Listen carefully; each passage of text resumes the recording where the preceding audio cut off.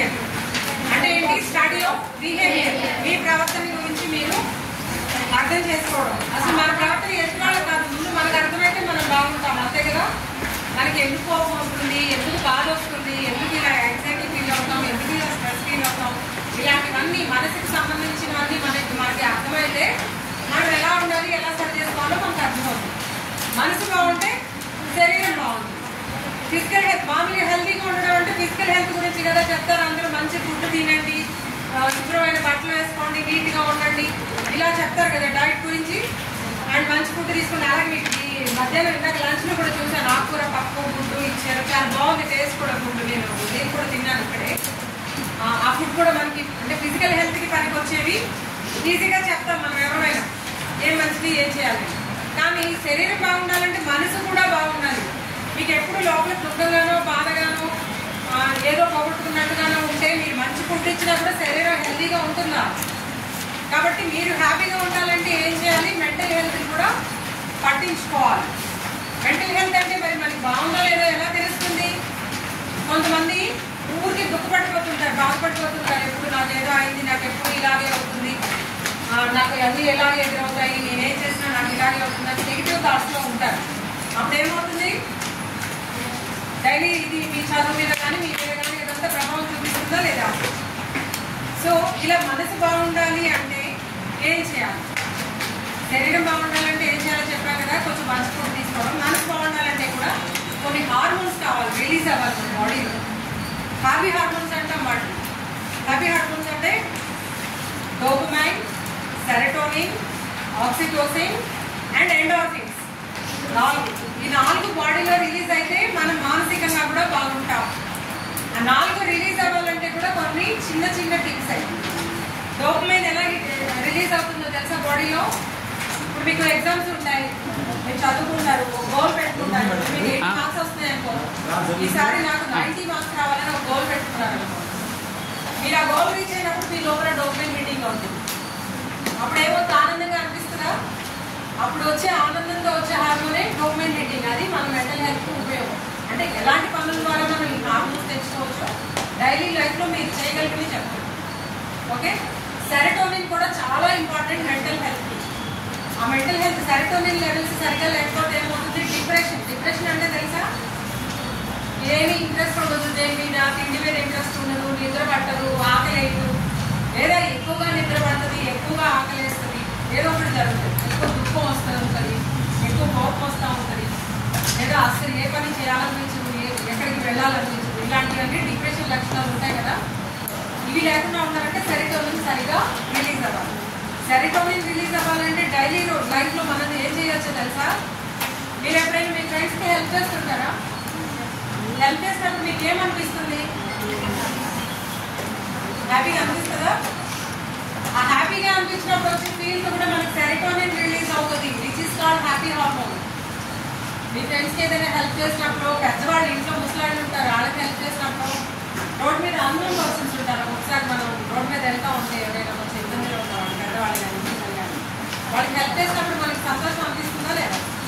So అలా మనం చేసే రొటీన్ పనుల్లో కూడా మనం మెంటల్ హెల్త్ని ఇంక్రీజ్ చేసుకోవచ్చు. సో చిన్న చిన్న పనులే అవ్వచ్చు, మీరు హెల్ప్ చేసిన దానివల్ల అవతల వాడు కాదు లాభపడేది, మన మానసిక ఆరోగ్యం లాభపడుతుంది. మనకే సంతోషం, మనకే ఒక తృప్తి వస్తుంది. కొంతమంది బ్లడ్ డొనేట్ చేస్తూ ఉంటారు అవతల వాళ్ళ లైఫ్ సేవ్ చేయడానికి. ఎందుకు చేస్తారు? వాళ్ళకి ఎంత తృప్తిగా ఉంటుందో తెలుసు, నా వల్ల ప్రాణం నిలబడింది అనే ఫీలింగ్ ఎవరికైనా బాగుంటుందా లేదా? దానివల్ల మనం బాగుంటాం, మన మానసికంగా బాగుంటాం. సో అదొకటి. నెక్స్ట్ ఎండోర్ఫిన్స్ రిలీజ్ అవ్వాలి బాగుండాలంటే. ఎండోర్ఫిన్స్ ఎలా రిలీజ్ అవుతాయంటే ఎక్సర్సైజ్ ద్వారా. బాగా హాయిగా మీరు పరిగెత్తుకుంటూ, కొంచెం గ్రౌండ్ ఉంది ఆడుకుంటుంటారా? హాయిగా పరిగెత్తుకుంటూ ఆడుతారు, ఏమవుతుందంటే లోపల ఎండోర్ఫిన్స్ రిలీజ్ అవుతాయి. ఫిజికల్గా ఫిట్గా ఉంటారు, మెంటల్గా కూడా బాగుంటుంది. అవి రెండు బాగుంటేనే మీకు చదువు మీద బాగా కాన్సన్ట్రేషన్ పెట్టగలరు. సో అది ఎండోర్ఫిన్ 3 గురించి చెప్పాను. Serotonin, dopamine, endorphin. ఇంకొకటి ఆక్సిటోసిన్ అంట. ఆక్సిటోసిన్ అంటేనే లవ్ హార్మోన్. లవ్ అంటే ఏంటి? అమ్మ నాన్న మీద చూపించేది అవ్వచ్చు, మీ ఫ్రెండ్స్తో అవ్వచ్చు, ఇంట్లో ఎవరికైనా కుక్క పిల్లలు ఉంటాయి, ఇంట్లోనే కాదు రోడ్డు మీద మూగజీవాలు, వాటి మీద చూపించేది కావచ్చు. కుక్కలు అవ్వచ్చు, మొక్కలు అవ్వచ్చు, పిల్లలు అవ్వచ్చు. వాటి మీద చిన్న పిల్లలు ఉంటారు, వాళ్ళు ఎత్తుకుంటే ఏమనిపిస్తుంది?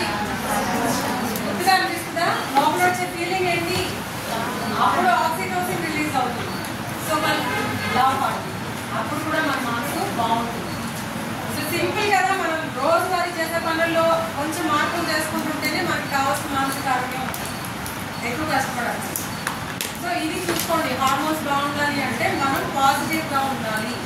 ప్రతి ఒక్కటి మన కోసం. మన కొంతమంది ఏమో నాకు అసలు నా కోసం ఏమీ లేదు, అంతా నాకు ఎదురే జరుగుతుంది, అంతా నాకు కష్టమే జరుగుతుంది, నాకు తెలిసి నాకు ఎప్పుడు ఇలాగే అవుతుంది అని అనుకుంటుంటాం.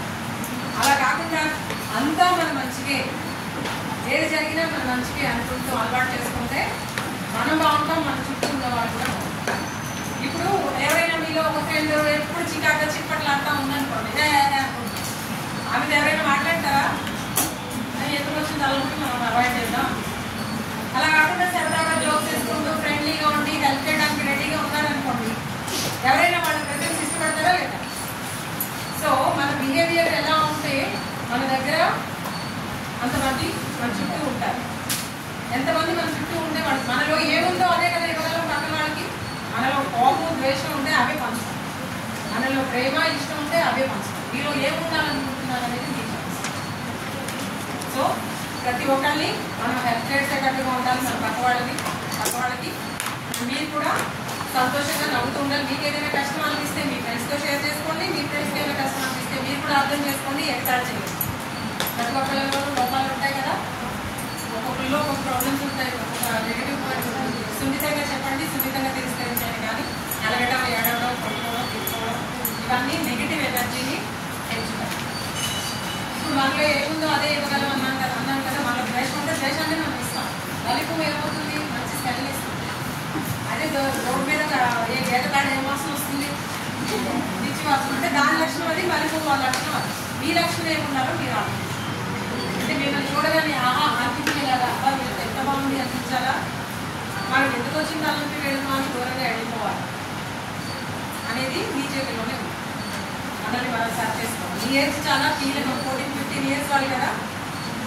మనం ఏదైనా నేర్చుకోవడం ద్వారానే, బిహేవియర్ అనేది మనం నేర్చుకోవడం ద్వారానే ఏర్పడుతుంది. భయం కూడా మనం నేర్చుకుంటాం. పుట్టుకతో ఎవరికి భయం ఉండదు. హాస్పిటల్కి నెలల బిడ్డలకి భయం ఏం తెలుసు? మనం భయపెడితేనే అమ్మో కుక్క కలుస్తుంది, లేకపోతే పాము కాటేస్తుంది, ఇట్లాంటివన్నీ నేర్పించడం ద్వారానే భయం అనేది నేర్పిస్తాం. జనరల్గా ఎవరికి భయం అనేది రాదు. అలాగే ఏదైనా నేర్చుకోవడం ద్వారానే వస్తాయి. కాబట్టి ఏం నేర్చుకోవాలనేది యువర్ చాయిస్. ఓకే, మళ్ళీ ఎప్పుడైనా అవకాశం ఉన్నప్పుడు మీతో మళ్ళీ ఇంట్రాక్ట్ అవుతాను. టైం సరిపోలేదు కాబట్టి మీరు ఇంకా చాలా మాట్లాడాలని ఉంది, కానీ చాలా అంటే మీరు కూడా ఇంట్రాక్ట్ అయ్యి మీకు ఏమైనా డౌట్స్ ఉంటే అడిగితే బాగుంటుంది. ఈసారి నెక్స్ట్ సెషన్